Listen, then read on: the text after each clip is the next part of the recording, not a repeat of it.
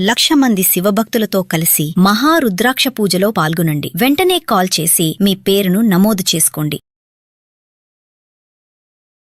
నమస్తే, welcome back to Suman TV. Present మనతో పాటు ఉన్నారు అనలిస్ట్ మందరి కృష్ణారెడ్డి గారు. నమస్తే సార్. నమస్తే అమ్మ. సార్, మనం ప్రీవియస్ ఒక వీడియోలో మాట్లాడుకున్నాం, అమెరికాలో మనం వలసలు ఎక్కువైపోయి అసలు అమెరికానా ఇండియానా అన్నట్టుగా ఉంటుంది. మన వాళ్ళు అక్కడికి వెళ్ళిపోయి అక్కడ ఉంటూ జాబ్ చేస్తూ సెటిల్ అయిపోయిన వాళ్ళు అక్కడ దేవాలయాలు కట్టడము, మన హిందూస్ ఎవరైతే ఉంటారో ఈ భక్తి అంతా కూడా సేమ్ ఇక్కడ ఇండియాలో ఎట్లయితే పూజా విధానం, పూజలు, దేవుళ్ళని పెట్టడం, గుళ్ళు పెట్టడం ఇవన్నీ చేస్తూ ఉంటారో సేమ్ అమెరికాలో కూడా అలాగే నిర్మిస్తున్నారని చెప్పేసి ఎక్స్లో కొంతమంది విమర్శలు తెస్తున్నారు. అంటే మొత్తం ఇక్కడ అంతా కూడా మార్చేస్తున్నారు కమ్యూనిటీ అంతా అని కూడా. ఒకసారి డీటెయిల్గా వెళ్తే ఇప్పుడు టెక్సాస్ డల్లాస్లో చూసుకుంటే ఇప్పటికే 17 దేవాలయాలు ఉన్నాయంటే ఇప్పుడు కొత్తగా గణేష్ దేవాలయం నిర్మిస్తున్నారు. అంటే దీంతోపాటు డల్లాస్లో 18 దేవాలయాలు ఇప్పటికే వచ్చేసాయి అని చెప్పి ఎక్స్లో వీళ్ళంతా కూడా అక్కడ ఉన్నటువంటి వాళ్ళు ఎవరైతే ఫారినర్స్ ఉంటారో కొంచెం విమర్శలు వస్తున్నాయి.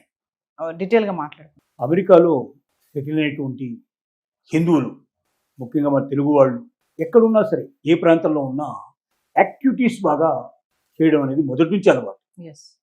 ఇంకోటి అంటే ఒకరికొకరి పోటీ ఉంటుంది.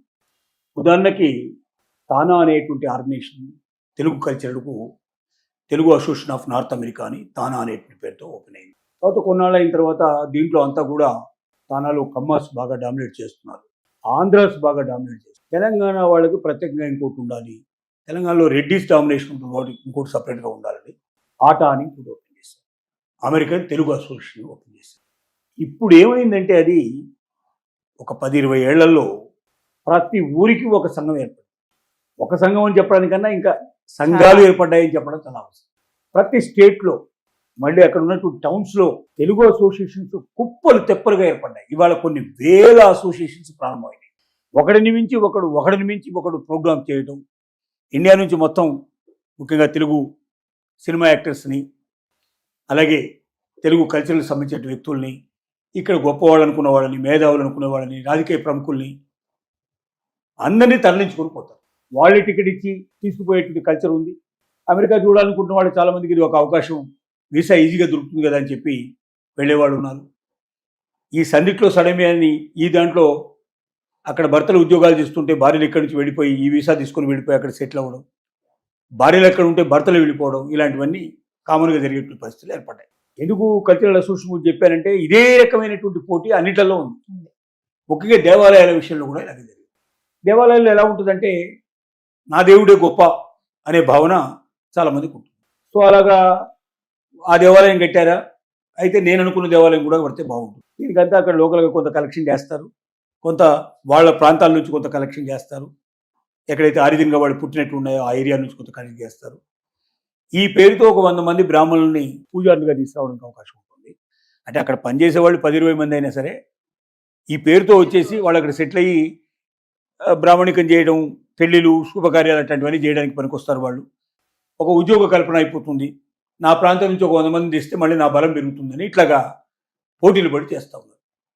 డల్లాస్ ముఖ్యంగా తీసుకుంటే 2 నుంచి 3 లక్షల మంది సుమారుగా ఇప్పుడు అక్కడ హిందూస్ అక్కడికి వెళ్ళి సెటిల్ అయి ఉన్నారు.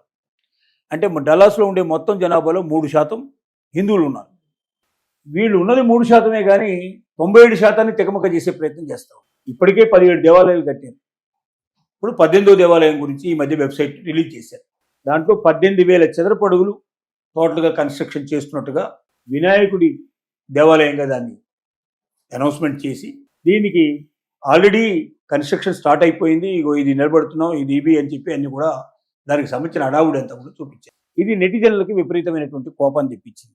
అంటే లోకల్గా ఉన్నటువంటి ఎవరైతే ఉన్నారో 97% మిగతా వాళ్ళు ఉన్నారు, వాళ్ళంతా కూడా దాంట్లో మళ్ళీ వేరే దేవాలయాలు కట్టుకున్న వాళ్ళు, ఈ దేవాలయం మీద ఆసక్తి లేని వాళ్ళు, దీనికి వ్యతిరేకంగా హిందువులు కూడా కొంతమంది రకరకాల కామెంట్స్ ప్రారంభించారు. ఒక దేవాలయం కడతారు, 100 మందిని తీసుకొస్తారు, ఆ పేరుతోటి ఇక్కడ సెటిల్ చేస్తారు అని ఈ రకంగా కొంత విమర్శలు. తర్వాత దీపావళి, దసరా లాంటి పండుగలు ఇప్పటికే అక్కడ మారుమోగే పరిస్థితి ఏర్పడింది. మన వాళ్ళు ఇంట్లో చేసుకోరు కదా, ఏదంటే బయటకు వచ్చేసి ఊరేగింపులు, వ్యవహారాలు, మేళతాళాలు ఇవన్నీ ఉంటాయి. ఆశ్చర్యం ఏంటంటే ఇండియాలో ఏదైనా కావాలంటే మేళతాళాలు తొందర దొరకవు, కానీ అమెరికాలో తొందరగా దొరుకుతాయి. ఇట్లాంటి వ్యవస్థలన్నీ అక్కడ అన్ని సప్లై చేసేందుకు రెడీగా ఉండేటువంటి వ్యవస్థను తయారు చేస్తున్నారు. ఈ పద్ధతి లోపల వినాయకుడి విగ్రహం కట్టినట్టయితే వినాయక నిమజ్జనం ఎట్లా జరుగుతుందో ఇండియాలో తెలుసు. వేలాది మంది ఊరేగింపుగా వెళ్తారు. దానికి దాదాపు 9 రోజుల పాటు వరుసగా పూజలు పునస్కారాలు జరుగుతాయి. అంటే మళ్ళీ ఒక పెద్ద సమస్య, పెద్దగా గందరగోళం ఏర్పడుతుంది ఒక భయం. డల్లాస్కి పోయినసారి ఎలక్షన్స్ లోపల వచ్చిన వ్యక్తి ఎవరైతే ఉన్నారో, డల్లాస్ హెడ్ ఎవరైతే ఉన్నారో అతను ముస్లిం ప్రతినిధి ఈసారి ఎలక్ట్ అయ్యాడు. అసలే ముస్లింల గొడవ బాగా పెరిగిపోయింది. వాళ్ళు రంజాన్ జరుగుతోంది.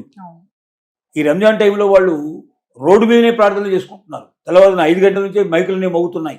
ఇవి వాళ్ళకి బాగా చికాకు తెప్పిస్తాయి. ఎందుకంటే వాళ్ళు పక్కింట్లో టీవీ మోగితేనే వాళ్ళు వెంటనే కేసు పెడతారు.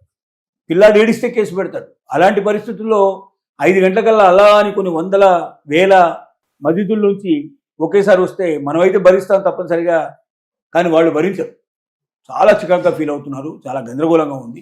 ఒకవైపున ముస్లింల గొడవ ఇట్టా ఉంటే, హిందువుల గొడవ ఇట్టా ఉంటే, ఇట్లా వీళ్ళు ఇండియా నుంచి వచ్చిన వాళ్ళు మమ్మల్ని నిద్రపోనివ్వరా, మమ్మల్ని బతకనివ్వరా అనేటువంటి ఒక భయం వాళ్ళకి ఏర్పడింది.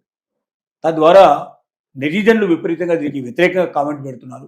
రెండోది, అసలు ఒకవైపున అసలు ఇండియన్స్ ఉంటారా లేదా, అక్కడ పని నుంచి వచ్చినట్టు వాళ్ళు ఎవరైతే ఇతర దేశం నుంచి వలస వచ్చిన వాళ్ళని ఉంటారా, ఉంచుతారా, వాళ్ళని ఎప్పుడు పంపిస్తారనే భయంకరమైన పరిస్థితిలో కూడా మన పోటీ తగ్గడం లేదు.